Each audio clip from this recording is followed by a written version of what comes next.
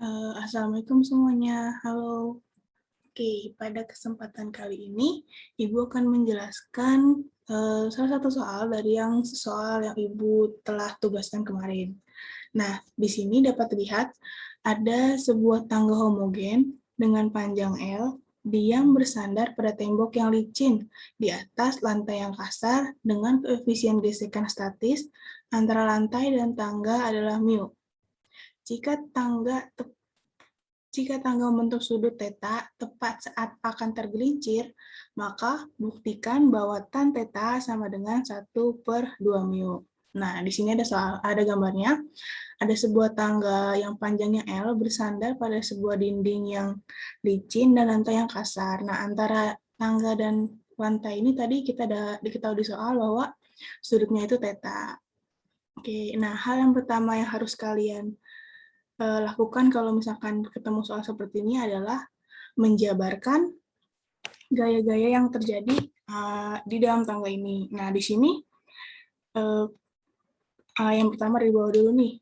Di sini ada gaya gesek. Gaya gesek, ingat gaya gesek itu dia arahnya selalu berlawanan dengan arah gerak benda. Makanya arah gaya geseknya itu dia ke kiri.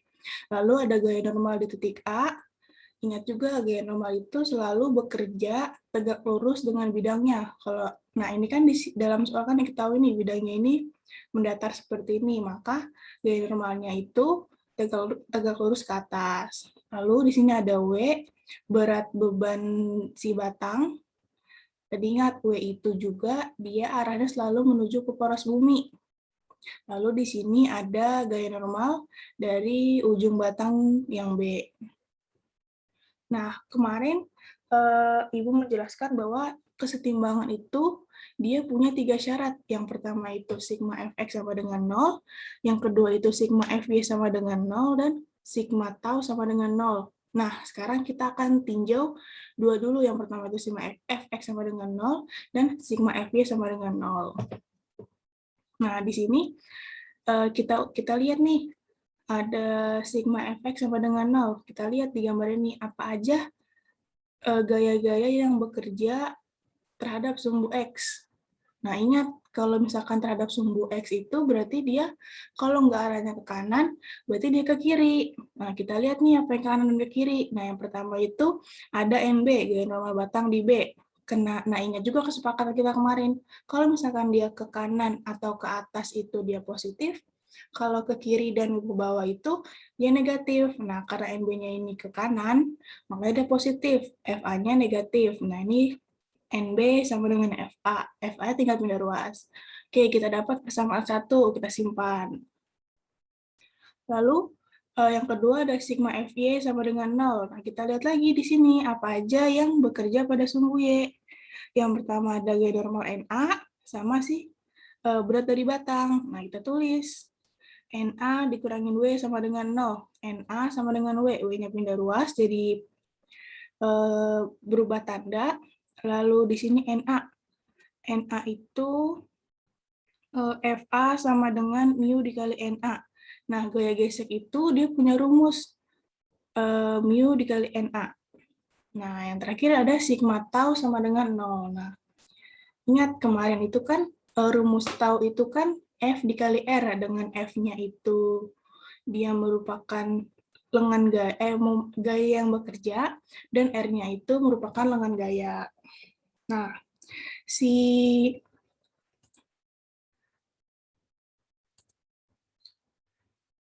momen gaya ini juga akan bekerja ketika gaya-gaya yang bekerja itu tegak lurus dengan porosnya. Nah, tadi kan diketahui di soal kalau dia itu punya poros di titik A. Makanya, nah sedangkan ini tuh gaya-gaya yang bekerjanya itu belum tegak lurus. Nah, sekarang kita akan proyeksikan dulu supaya gaya-gaya yang bekerja ini tegak lurus. Nah, kalau misalkan kalian bingung batangnya itu miring, kita buat mendatar seperti ini.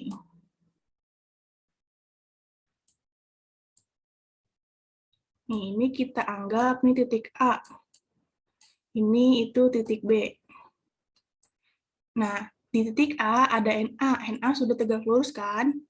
Nah, di NA itu nggak dihitung karena dia merupakan poros. Lalu kita tinjau nih yang L, yang W. Yang W ini kan merupakan gaya berat si batang. Nah, ini dia belum tegak lurus dengan poros. Nah, agar tegak lurus, makanya kita proyeksikan ke arah sini. Nah, cuman di sini kita belum tahu nih, dia pakai cos atau pakai sin. Nah, lalu ada gaya normal dari si B, NB. Nah, dia kan arahnya ke sini. Nah, karena dia belum tegak lurus dengan poros, makanya kita proyeksikan ke arah sini. Sama ini juga kita misalkan belum tahu nih, dia pakai sin atau pakai cos. Nah, gambar ini kalau misalkan dimiring akan sama seperti ini. Oke, clear dulu. Nah, terus untuk menentukan kenapa dia di sini pakai cos, kenapa dia pakai sin, caranya seperti ini. Nih, kita tinjau segitiga yang ini. Gitu ya, lihat nih segitiga gini. Oke, Ibu gambar ulang. Jadi kan dia ada segitiga seperti ini. Di sini dia diketahui theta. Kita tahu kalau segitiga siku-siku itu 90 derajat. Terus kita juga tahu kalau misalkan sudut-sudut dalam segitiga itu jumlahnya adalah 180. Nah, ini kita misalkan di sini X.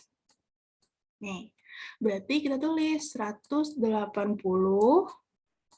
sama dengan 90 ditambah theta ditambah X.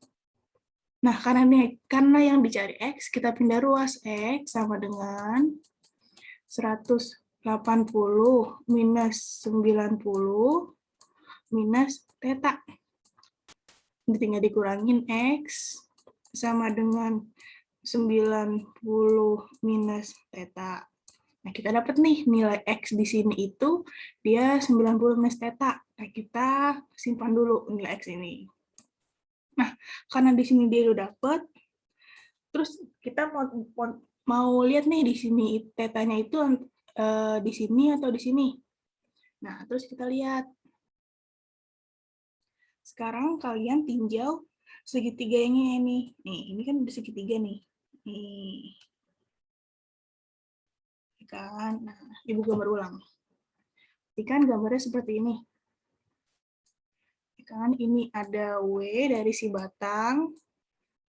Terus ini tadi si X-nya. Nah, kita tahu nih X-nya itu dia udah si 90 minus theta.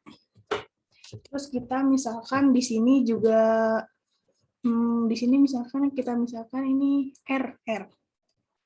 Kita misalkan ini R atau A. Kita misalkan di sini A. Nah, ini kan siku-siku ya. Berarti kalau siku-siku itu 90 derajat.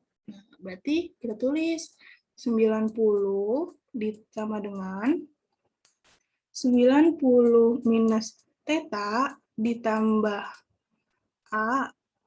Ya kan? Nah, ini habis. Tinggal sisa theta sama dengan A. Nah, itulah kenapa dia di sini. Jadi di sini itu ada theta. Ini Ibu clear dulu ya. Nah, itu di sini dia ada theta. Nah, ingat juga kemarin kalau misalkan dia sumbunya itu berhimpit dengan sudut, dia menggunakan cos. Nah, itulah mengapa di sini ditulis W cos theta. Nah, terus kenapa Bu di sini dia pakai sin? Nah, sekarang kita tinjau lagi nih segitiga ini kan tadi kita udah dapet nih. Nih kita tinjau segitiga yang besar ini. Sama kayak segitiga yang kecil tadi. Ini segitiga yang besar ini. Kan? Nah, berarti kan di sini kan nilai X-nya itu tadi kan X sama dengan 90 minus theta. Ya kan, 90 minus theta. Nah, habis itu kita lihat si segitiga yang ini. Nih, ini segitiga ini sama ini. Nih, ini kan gini kan. Ini ada si L, L-nya batang. Sini ada NB. Nah, terus kita diketahui X itu di sini dia 90 minus theta. Berarti di sini nilai ini tuh untuk 90 derajat, berarti dia harus sama kayak tadi, harus theta. Nah, itulah berarti di sini ada sudut theta. Udah, Ibu clear dulu. Berarti di sini dia ada theta. Nah, karena dia di sini tadi ini kan proyeksinya agar dia berputar dengan porosnya itu dia di sini, dan karena dia tidak berhimpit dengan sudut, makanya dia di sini NB sin theta. Oke, paham ya? Nah, habis itu kita tinjau lagi nih, sigma tau sama dengan T1 dikurangi T2. Oh, ini sigma tau sama dengan 0. Kita tahu duanya. Itu ada W cos theta dikali setengah L. Atau boleh ditulis L per 2. Kenapa L per 2? Karena kan di soal nggak dikasih tahu nih, poros batangnya itu di mana. Nah, kalau nggak dikasih tahu, ingat aja, poros batang itu pasti di tengah-tengah batang. Itulah kenapa di sini dia ditulis L per 2. Nah, tahu satunya ada NB sin theta L. NB sin theta L, panjang lengan momennya itu L. Nah, kita tinggal masukin. Sigma tau A sama dengan tau 1 dikurangin tau 2. Tau satunya tadi dia NB sin theta L dikurangin. Nah, karena nih, kenapa dia di sini kurangin? Kan tadi kita tahu nih, porosnya itu di A. Nah, si NB ini untuk memutar dengan poros, itu kan dia searah jarum jam. Ingat, kalau misalkan torsi, sesuai dengan kesepakatan kita kemarin, jika torsinya berputar searah jarum jam, dia positif. Sedangkan melawan arah jarum jam, dia negatif. Nah, itulah kenapa dia di sini itu NB sin theta.